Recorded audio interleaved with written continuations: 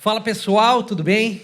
Vini aqui falando de Florianópolis. Eu estou hoje dando início a mais um projeto nosso com a intenção de conectar você com tudo que Deus tem feito aqui em Florianópolis. E nós estamos também aqui com a intenção de, por meio dessa ferramenta de podcast, conhecer melhor vocês e também ser conhecido por vocês e compartilhar tudo que Deus tem feito aqui no nosso meio. Então, hoje, nada melhor do que começar com a pessoa mais importante para mim, que é a minha esposa, Emiline. Tcharam! Tcharam! E nós vamos falar um pouco com vocês hoje sobre a nossa história. Se você caiu aqui no nosso canal pela primeira vez, eu sou Vinícius, sou pastor aqui na F-Hop, sou pastor sênior, tenho uma história de longa data aqui nesse lugar, minha esposa lidera esse lugar também. E nós pensamos que nada melhor do que começar essa jornada de podcasts contando para vocês quem nós somos, como nós caímos aqui, como chegamos aqui, como Deus nos trouxe para cá. E aí vão vir outras pessoas ao longo do tempo, com o intuito de que cada uma dessas conversas acrescente riqueza na sua vida, fortaleça a sua jornada no lugar de oração e você possa se sentir um pouco mais perto de nós. Amém? Amém? Vamos começar então? Bora. Bom, eu acho que nada melhor do que começar contando um pouco da nossa história. Sim. Eu não gosto de transformar ministérios e iniciativas centradas em torno de personalidades. Acho que isso não é saudável para a visão a qual Deus nos deu. Mas existem pessoas por trás de organizações. Uhum. E a F-Hop tem uma característica que as pessoas se conectam com a F-Hop, se conectam com a visão da F-Hop e muitas vezes nem sabem quem é quem dentro da F-Hop. Existe uma certa ambiguidade nesse assunto. Então, eu gostaria de convidar você nesse momento para contarmos um pouco da nossa jornada até aqui.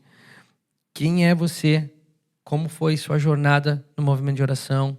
Um pouquinho, talvez, de como nós nos conhecemos. Sim. E aí, depois, falar um pouco das convicções que nos trouxeram para o lugar onde a gente está hoje, como nós vemos tudo que a gente está vivendo aqui em Floripa. Enfim, Legal. Sermos conhecidos pelo nosso público, que provavelmente não nos conhece, mas sabe a respeito da organização. Bom, eu sou a Amy, né? Emiline. Aquela é a tua câmera, Na Amy, verdade, meu nome é Emiline, tá, gente? Todo mundo me conhece como Amy. Esse é o meu nome artístico, mas na verdade meu nome é Emiline. E minha mãe tirou do filme Lagoa Azul, então se você é da época da sessão da tarde, que assistia os filminhos sentado no sofá e tinha duas pessoas meia nu andando numa floresta. na praia. Se Se você tem mais... numa ilha deserta, Se você né? tem uns 30 anos, você sabe exatamente do que a gente está falando. É. Se você tem uns 20 ou 22, 23, você não sabe do que a gente está falando e não perca tempo em querer saber do que a gente está falando, que não vai acrescentar muito na sua vida. Mas eu acho relevante falar do meu nome, porque ninguém nunca sabe, né, de onde veio. Mas surgiu desse filme, então eu sou a Emiline, sou esposa do Vini, do Vinícius.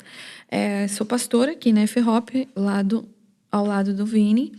E também sou líder da sala de oração. A sala de oração é algo muito especial para mim, que na verdade quando cheguei em Floripa, essa foi a primeira atribuição que foi me dada, né, liderar a sala de oração.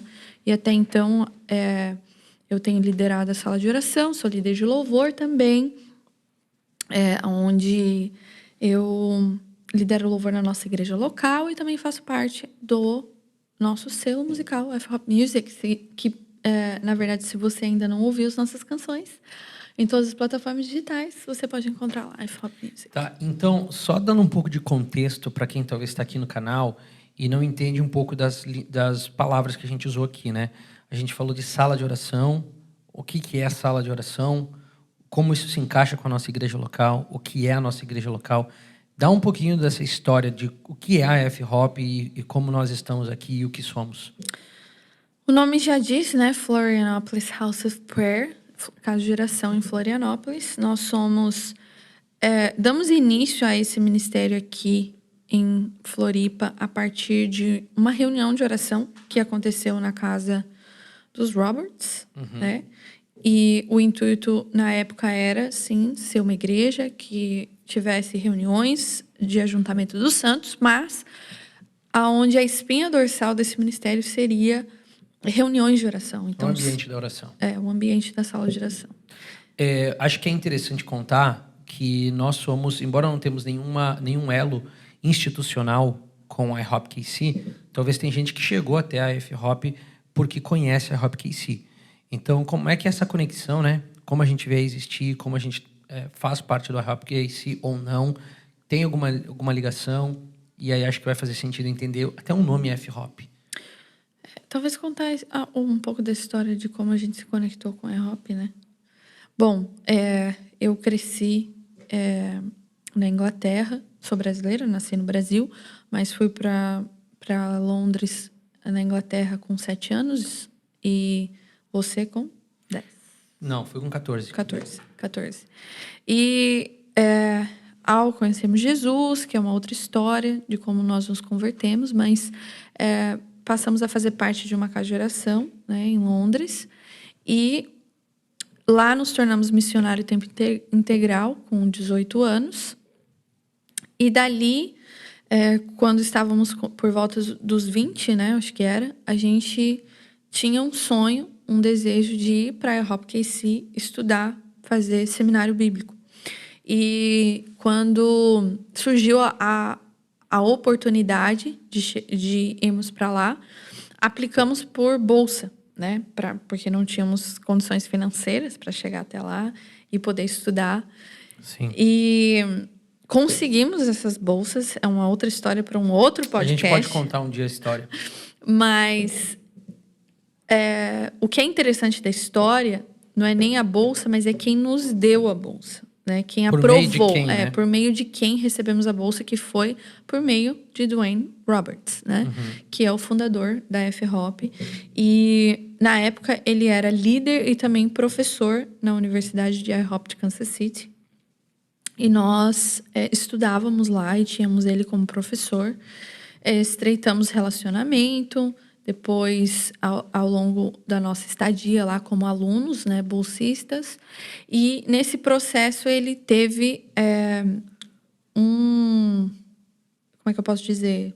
O senhor falou com ele, né? O senhor falou com ele, com a família dele, sobre se mudar para o Brasil e começar um ministério aqui de oração, uma comunidade de fé centrada no lugar de oração.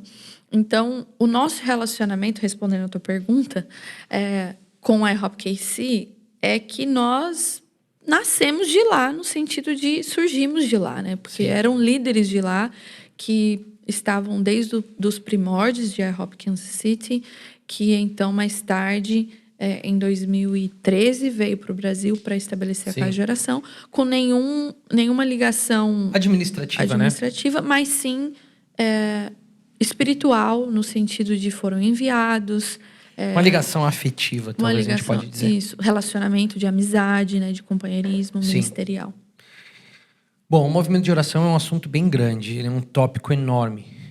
Como é que o movimento de oração teve impacto no nosso relacionamento? Nós nos conhecemos dentro da sala de oração, praticamente, de uma maneira mais intencional. Nossa história vai lá para quando a gente tinha 15 anos, 14, 15 anos, mas amadureceu dentro da sala de oração, do ministério de oração. E embora isso seja talvez uma conversa para um outro dia, só falar um pouco por que a gente veio parar no Brasil. Não somente nós, como Vini e Emi, mas o ministério também. A gente acredita que o Senhor está fazendo algo global, que antes da vinda de Jesus, Ele vai plantar no coração da igreja, da noiva dele, o desejo por intimidade de oração, como nunca antes na história. Nós não somos os primeiros a fazer isso. A gente tem o rei Davi, lá em Crônicas, estabelecendo músicas dentro do tabernáculo. Ao longo da história da igreja, a gente tem no 2º, 3º século, os pais do deserto, os pais da igreja. Nós temos depois a África, a Irlanda, vários outros lugares, a Coreia, os boiler rooms ao redor do mundo, Herrnhut, né, com Conde Zinzendorf, os moravianos. Por que Floripa? O que isso significa para o Brasil? Somos um entre muitos aqui também no Brasil, mas como é que a gente está aqui? Como é que a gente chegou aqui? Por que a gente está aqui? Eu, na verdade, nunca quis vir para o Brasil, né? Isso não estava nos meus planos, até a gente decidir que a gente queria casar. Então, quando disse sim para casar com você, foi meio que sim, irei onde tu fores. Mas... eu lembro que a gente falava até pro Dwayne, né? Eu tô com um problema, eu falava para ele. minha namorada, então, não tem planos de vir pro Brasil, eu tenho, a gente vai ter que resolver essa parada. Só para ficar claro, porque houve esse convite, né, da parte do Dwayne para nós virmos para o Brasil juntamente com ele para estabelecer a sala de oração. E eu nunca quis vir, mas funny story, como diz em inglês, história engraçada, eu, paralelo a estar estudando em IHOP Kansas City, fazendo música e teologia, eu estava trabalhando no escritório de uma organização chamada Exodus Cry, que na época combatia, até hoje, mas hoje mudou um pouco o foco, né? Mas combatia o tráfico humano, né? Mais específico de mulheres na prostituição. E eu fiz contato com uma das líderes lá e caí naquele trabalho de tradução, traduzindo material do inglês para o português, porque eles tinham projetos para o Brasil. E foi muito aleatório como eu conheci essa líder, que é a Blair Frame. E, na época, ela me convidou para estar perto dela, para ajudar ela, por eu ser brasileira, e poder traduzir material, mas também, eventualmente, estar vindo para o Brasil juntamente com ela para traduzir ela. E foi o que aconteceu. Eu vim para o Brasil no ano de 2013, mais do que eu vim para o Brasil Ao longo de todos os outros anos, desde que você mudou para a Inglaterra. Exato. E em uma dessas viagens, eu estava em Belo Horizonte, lá na Guaicurus, que é uma das zonas de prostituição mais, assim, badaladas do Brasil. É uma das mais relevantes, na verdade. Onde a rotatividade de mulheres é muito grande. E eu estava lá em um prostíbulo, evangelizando mulheres na prostituição. E em um desses momentos que a gente estava lá, eu me lembro estar caminhando pelos corredores. Eram corredores pequenos, assim, relativamente. Estreitos. Com muitos quartos e várias mulheres, uma do lado da outra. Quartos que eram... Os homens entravam lá, compravam sexo, utilizavam aquele quarto. Alta rotatividade, muito homem. Isso, muitos homens. E nisso eu estava ali naquele corredor e muitos homens passando para lá e para cá. E a imagem ainda na minha memória parecia... É como se fosse um açougue, sabe? Homens indo comprar carne e analisando qual carne eles queriam levar para casa. Tipo assim, era assustador, né? E eu me lembro de uma fúria interna surgindo e ao mesmo tempo... um desespero, tipo, o que é que eu tenho para entregar para essas mulheres? O que é que eu posso fazer para ajudá-las a sair desse lugar? O que fazer com tamanha injustiça, né? Como abrir os olhos dessas mulheres? Como resgatá-las desse lugar tão escuro? E eu me lembro que o Senhor falou comigo naquele momento. Eu me lembro que eu fui pro canto do corredor e eu meio que fui me ajoelhando no chão e de repente eu me peguei no chão, literalmente chorando e intercedendo e falando: Senhor, por que eu tô aqui? Como que eu posso ser instrumento nas suas mãos? E eu me lembro do Senhor highlight, assim, sublinhar, destacar Daniel 10, quando o anjo aparece para Daniel e diz: Daniel, homem muito amado. Homem muito amado, você é muito amado, por isso eu vim, por causa das suas orações. Eu estou parafraseando, mas o resumo você é muito amado nos céus e a sua voz é ouvida nos céus. Sim. Essa passagem, na verdade, ela marcou a tua história e marcou a nossa convicção também como movimento de oração, né? Quando o anjo fala para ele: quando você começou a orar do céu, surgiu uma ordem, eu vim para te dizer, você é muito amado. Sim. Então, eu lembro dessa época, porque eu queria vir para o Brasil, você não queria. Você diria que essa experiência de estar lá e sentir o Senhor falando com você, lembrando desse versículo de Daniel 10, no contexto da prostituição, aquilo aí foi uma confirmação para você de que Deus estava te trazendo para o Brasil? Literalmente. E ali é como se o Senhor estivesse falando, você é muito amada. E você seria uma atalaia sobre os muros da oração, e essa linguagem tirando de Isaías 62, né? Que Deus posicionaria atalaia sobre os muros da oração, sobre os muros de Jerusalém.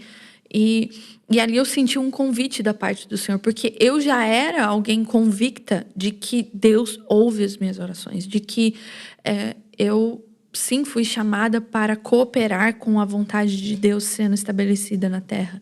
por meio de declarar as promessas dele, a palavra dele. Então, eu já tinha essa convicção de chamado, de vida.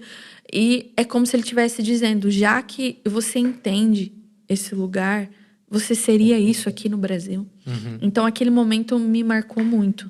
E é como se fosse o Senhor falando, eu tô te chamando para interceder e cooperar com aquilo que eu quero fazer nessa nação.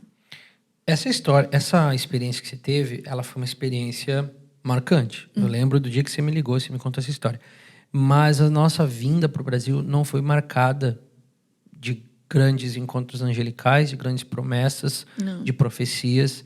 A gente chegou e a gente se encontra aqui hoje baseado bastante em convicção. Eu lembro quando nós estávamos terminando a universidade e um dos nossos professores falou na sala de aula, poxa, todos os alunos ali prestes a se formar, ansiosos, o que vai ser agora? Termina seminário, volto para minha igreja. E eu lembro dessa frase que ele falou, ele disse assim, procure o que Deus está fazendo na Terra. Foi. Olhe ao redor do globo da Terra. O que é que Deus está fazendo? No nosso caso, era o movimento de oração, estava explodindo, as igrejas ansiando, querendo ouvir, aprender, ser equipadas. Então, isso estava acontecendo. E ele diz assim, então encontra o que Deus está fazendo na Terra e se lança nisso. E você vai encontrar o seu propósito dentro do que Deus está fazendo.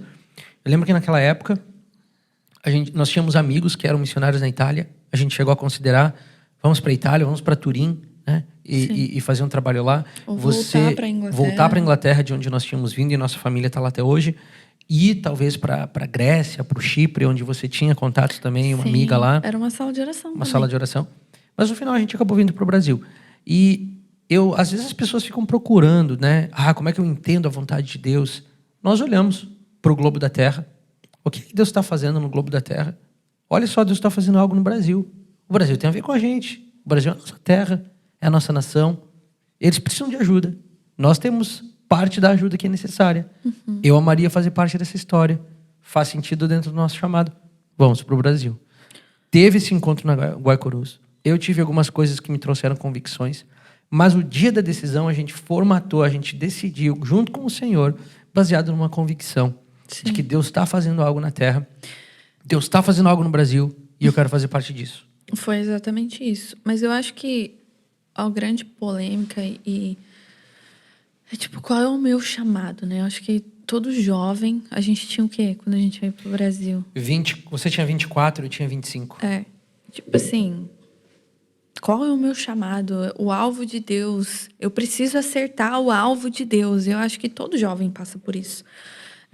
A vontade de Deus, se eu não acertar, eu vou errar. Errei o caminho, não tem volta. E eu lembro da gente ter essas conversas. Sim. Eu, principalmente, achava que o alvo de Deus era desse tamanho.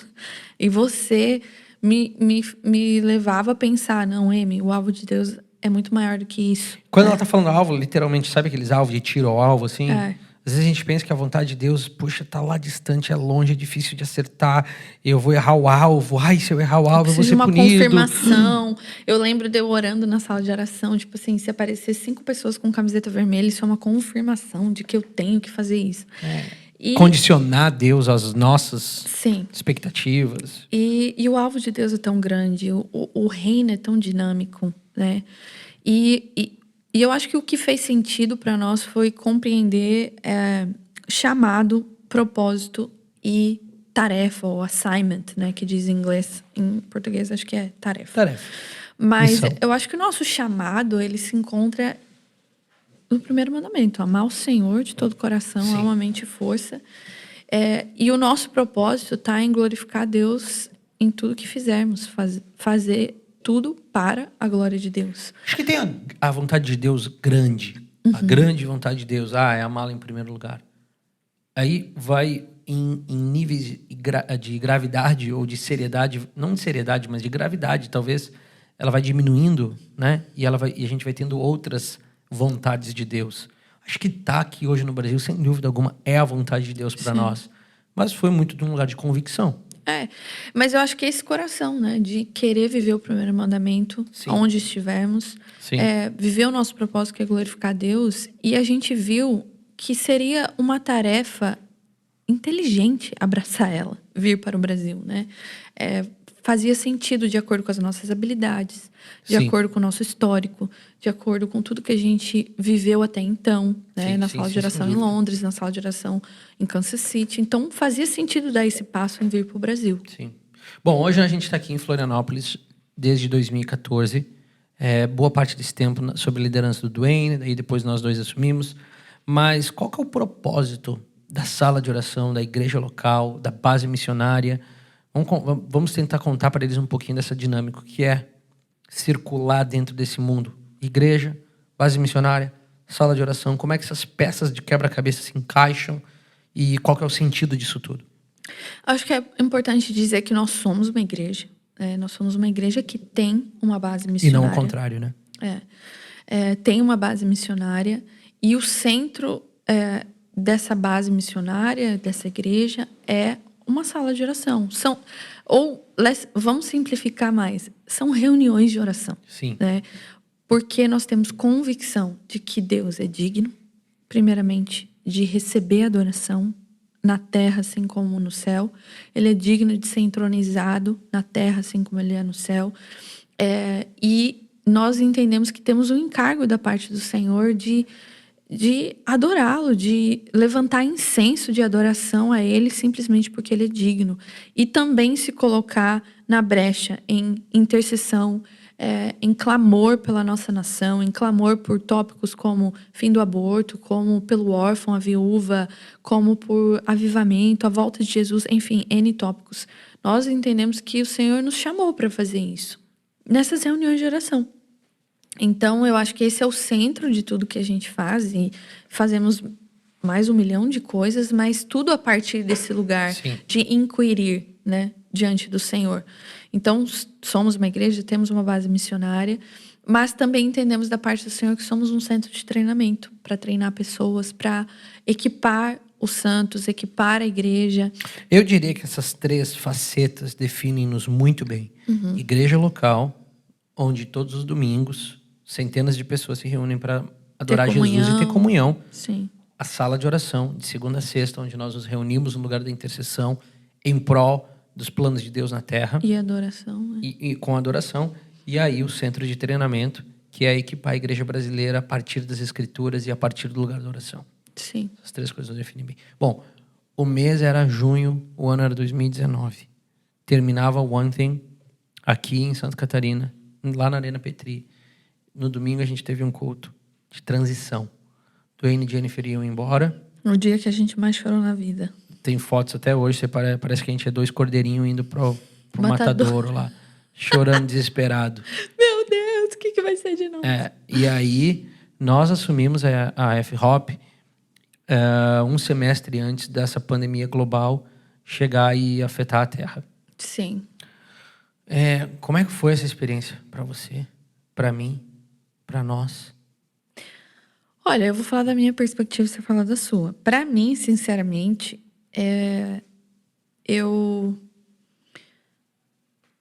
sei lá, eu não fiquei assustada, eu não fiquei apavorada. Eu me lembro, na verdade, surgindo uma coragem dentro de mim para viver aquilo. E eu queria entender, eu queria...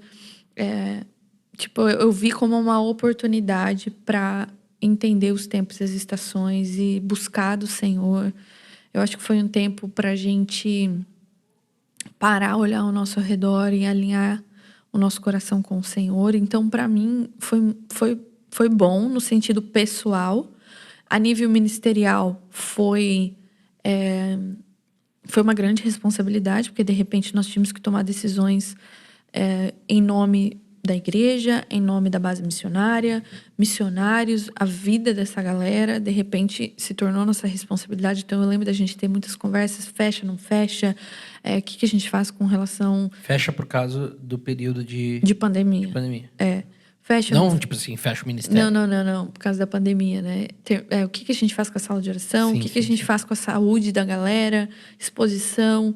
Então, a gente amadureceu muito. Eu acho que foi um tempo de...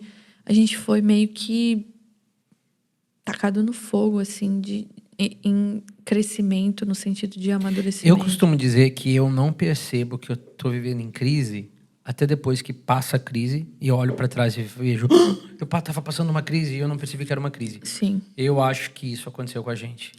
Mas sabe o que eu acho? Eu acho que eu e você, a gente tem uma característica muito interessante.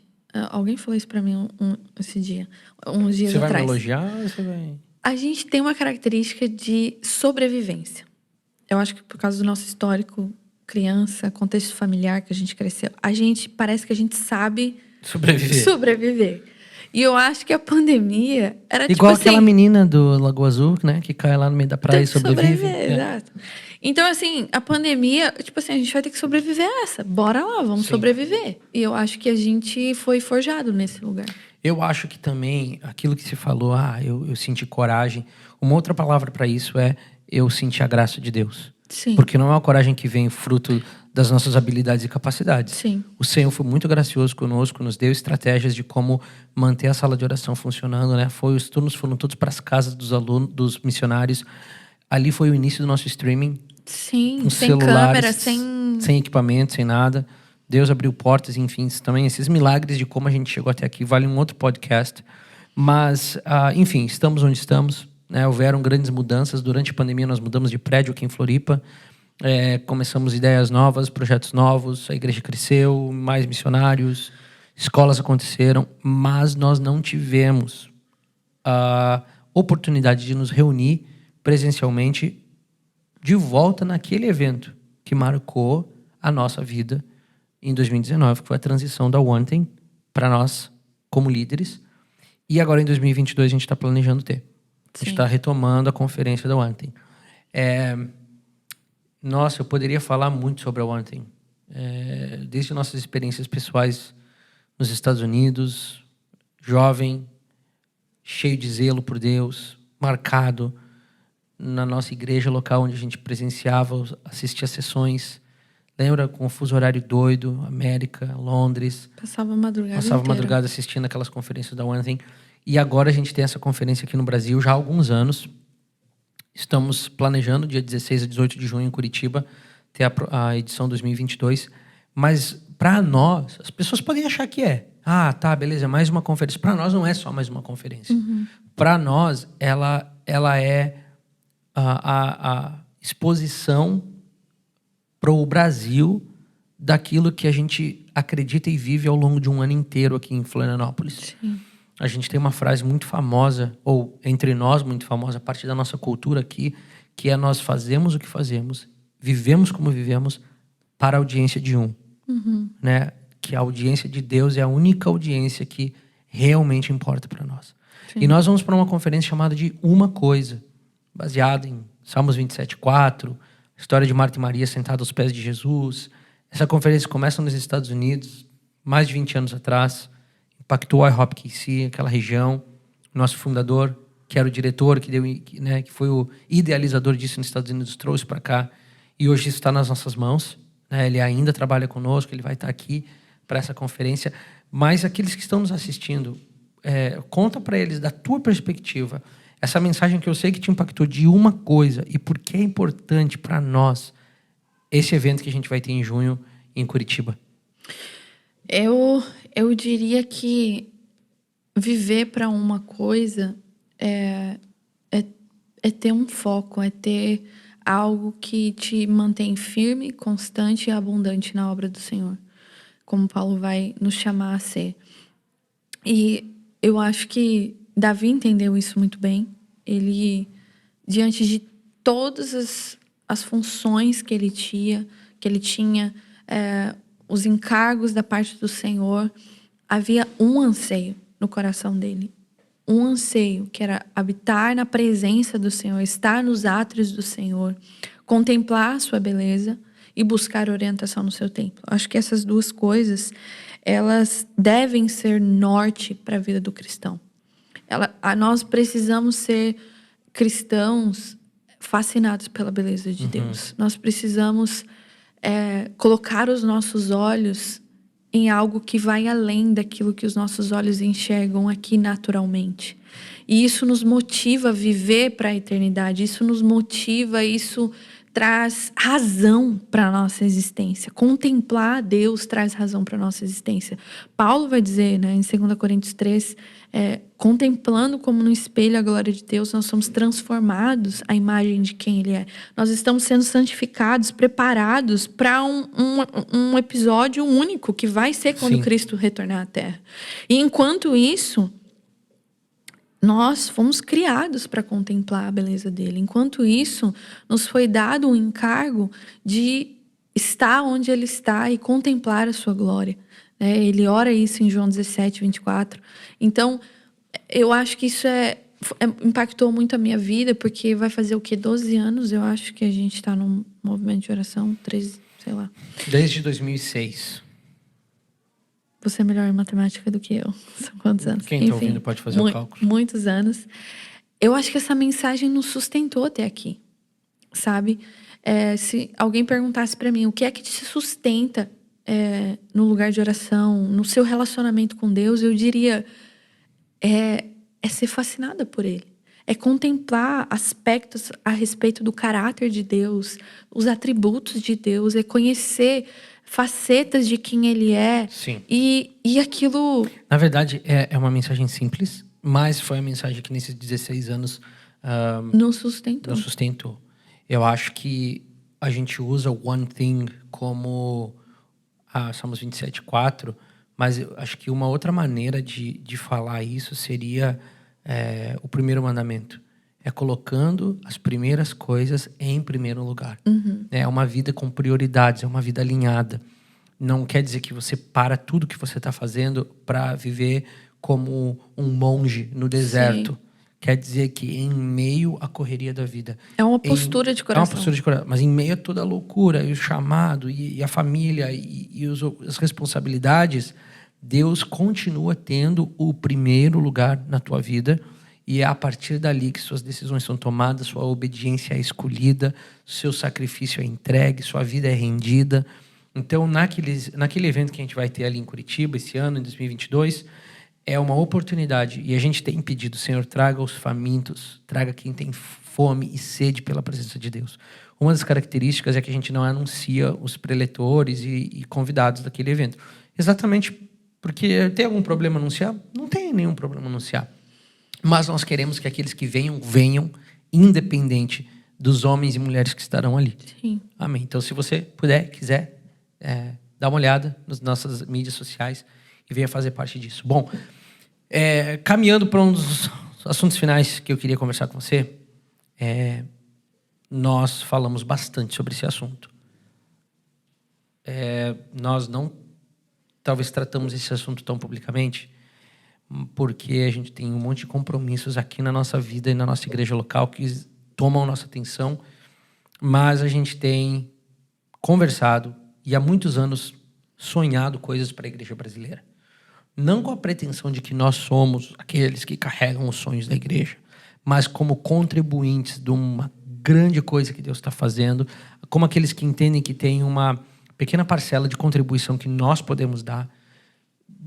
Tendo dito isso, então, quais são os teus sonhos para o que Deus pode fazer por meio do movimento de oração, por meio da igreja que ora, na igreja brasileira? Eu vou contar uma experiência para daí dizer um dos meus sonhos. Alguns, né? Mas quando eu estava como estudante no IHOP, eu me lembro que eu estava orando muito sobre voltar para Londres, porque eu tinha uma convicção, né, de que Deus tinha levantado uma sala de oração em Londres, lá naquele bairro pequenininho, feio e tal, que Ele me escolheu para estar lá. E eu lembro que havia aquela dinâmica nossa de você não querer voltar para a Inglaterra e eu querer, porque eu tinha um compromisso com aquele lugar onde tudo começou no meu coração. E eu lembro o Senhor falando comigo muito claro. Eu não venho buscar uma sala de oração. Eu venho buscar uma noiva, uma igreja. Falando a respeito da vinda do nosso Senhor. Né? Isso. Aquilo me impactou demais, sabe? Entender que não tem a ver com uma sala de oração, ou porque eu achava que aquela sala de oração em Londres era a única coisa que fazia sentido, Sim, né? sim. E Era até um zelo jovial, né? Sim. Não conseguia enxergar nada além daquilo. é como se o Senhor tivesse ampliado o meu olhar para a terra, sabe? O que ele está fazendo na terra. E ele está olhando para o corpo de Cristo e ele está levantando uma igreja, uma noiva Sim. que governa com ele, que entende o seu lugar lado a lado com ele, sabe? Sim. E aquilo fez eu me apaixonar pela igreja e ter olhos para o corpo de Cristo. E então um dos meus sonhos é ver a igreja tomando esse lugar, sabe? Eu acho que de forma mais prática, às vezes as pessoas, até líderes, me procuram e falam: pastor, a gente precisa de ajuda, vocês dão cobertura espiritual, aquela linguagem toda. E o que eu sempre digo, para quem eu tenho a oportunidade de falar, é que se eu pudesse olhar para o futuro da igreja brasileira daqui 10 anos, eu gostaria de ver o que nós chamamos de avivamento, mas isso acontecendo no lugar de oração da igreja brasileira. Uma igreja que trouxesse a intercessão não mais como um departamento da sua instituição, não mais como algo que as pessoas se referem como um chamado para alguns, né, para alguns exclusivos, Um grupo específico, mas que, independente se eles coloquem na placa da sua igreja sala de oração ou não, é melhor até que nem coloque, mas que haja uma igreja que ora no Brasil de verdade. E eu acho que outro tema para outro podcast um dia, falar um pouco sobre a cultura intercessória que a gente teve no Brasil na década de 90 para cá, e como nós enxergamos que Deus está redefinindo aquilo que a gente chama de intercessão e de oração. Eu acho que é importante falar a diferença dessas duas coisas, né? Mas a gente vai entrar num tema sensível, né? Que não dá tempo para explicar tudo aqui. Mas a gente pode abordar isso rapidinho. Rapidinho. Tá.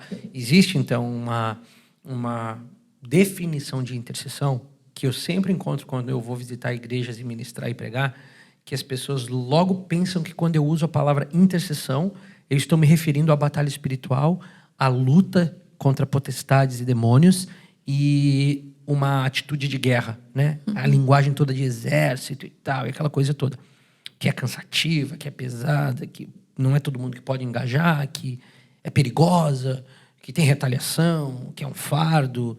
Tem que ser muito santo. E eu vejo pessoas falando de intercessão como se fosse um fardo, como se fosse algo pesado, como se fosse algo difícil, como se fosse um chamado penoso demais.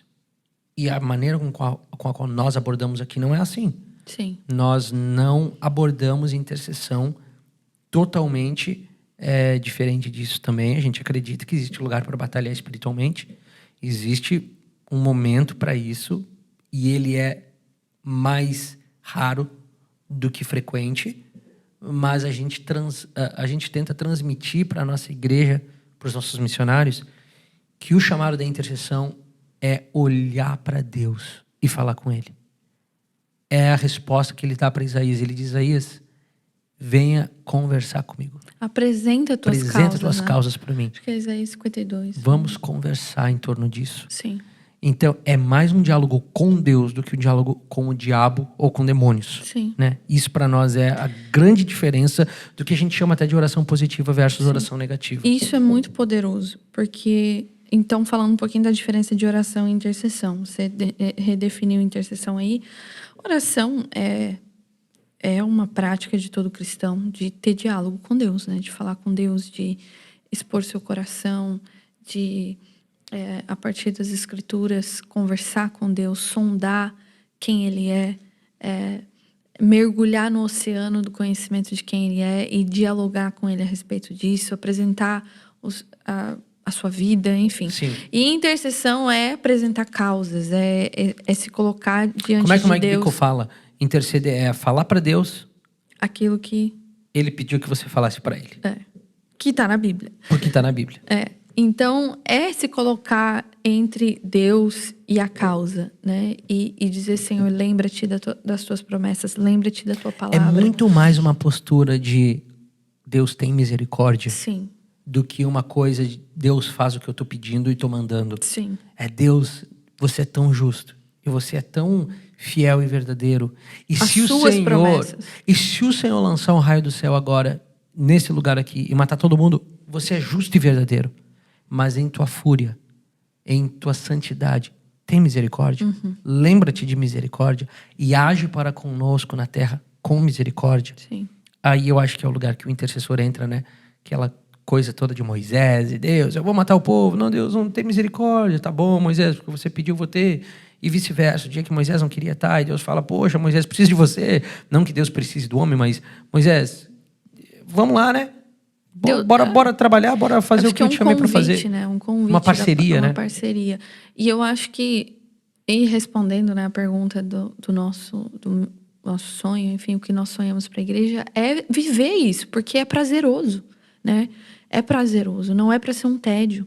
Né? Tinha até um professor na faculdade que falava oração, intercessão não é um tédio, você é um tédio. E esse lugar está disponível para a igreja, né? Para o povo de Deus. Sim. E esse é o nosso sonho, é poder cooperar em mostrar para a igreja que esse lugar está disponível e também dar ferramentas, né, para viver isso com o adolescente, com o jovem, com o grupo das senhoras mais velhas. Enfim, tem lugar para todos participarem e se alegrarem na casa de oração. O Senhor disse, a minha casa será chamada casa de oração para todos os povos, né? Para todas as faixas etárias, para ter prazer na minha presença, em dialogar comigo e como é que é a palavra? Pleitear, né? Com Deus. Sim.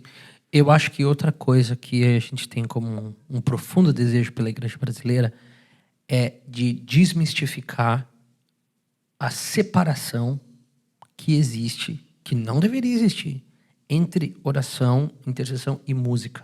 Sim. Eu acho que existe essa tensão, às vezes, no ar, como se fossem duas coisas totalmente separadas uma da outra, distintas uma da outra. E quando nós olhamos para Apocalipse 6 e nós vemos o rei Davi trazendo pela primeira vez, o Apocalipse 5, o rei Davi trazendo o aspecto musical de volta para o tabernáculo, ou não de volta, inaugurando no tabernáculo a música, né? A gente vai de um tabernáculo mosaico silencioso para um tabernáculo davídico com música. E é o primeiro cara na história que põe música na presença de Deus é Davi, por isso hoje a gente tem a bateria, a guitarra, o contrabaixo, por causa daquele cara. Então, eu acho que também é mostrar para essa porção da igreja que Deus nos deu o grande privilégio de falar a eles de que os dois pertencem juntos na presença de Deus em Apocalipse 5, por que não pertenceriam juntos na adoração congregacional e no lugar de encontro com Deus congregacional? Sim. É desmistificar essa separação e a gente vai para Isaías 56. Eu vos darei alegria no meu santo monte. E eu tenho experimentado ao longo dos anos, poucas coisas trazem mais alegria na presença de Deus, como quando você une o aspecto falar com Deus e musicalidade, adoração centrada em Deus. Deus está no centro e nós o adoramos congregacionalmente. Um dos nossos sonhos também é esse. Sim. É transmitir para a igreja brasileira que você não precisa separar os dois pertencem juntos. É isso aí. Amém? Posso falar mais um sonho? Pode. Eu sonho em ver... né, porque eu sou líder de louvor e quando eu digo sim para o Senhor todos os dias para o que eu faço, é porque eu também quero ver a igreja que é madura no conhecimento de Deus, sabe? Aquela igreja que o indivíduo, sabe, o membro de igreja, que não vive daquilo que o pastor fala. O indivíduo que ele sonda as escrituras e ele aprende do Senhor sondando as escrituras, Sim. sabe? Alguém que tem fome e sede pela palavra. E isso eu digo a respeito do membro comum de igreja, mas também músicos, cantores, líderes de adoração. Eu anseio por ver um mover de Deus em times de louvor na igreja brasileira, sabe?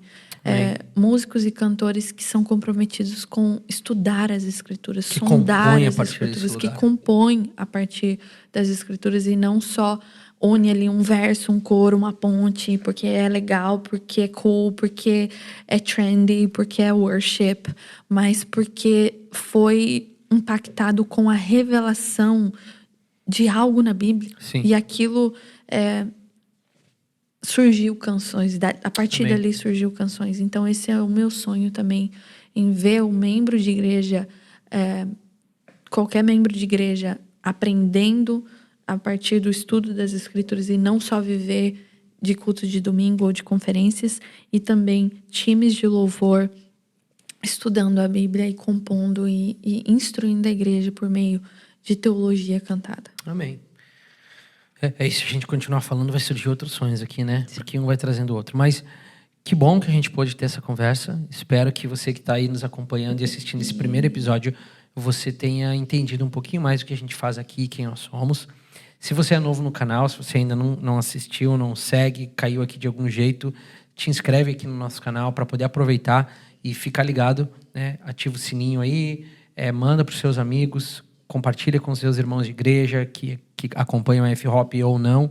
E fica ligado nos próximos episódios. Obrigado. Foi um prazer estar com vocês. Por estar Obrigada. aqui conosco. Agora a gente vai procurar nossa filha que está em algum lugar chorando.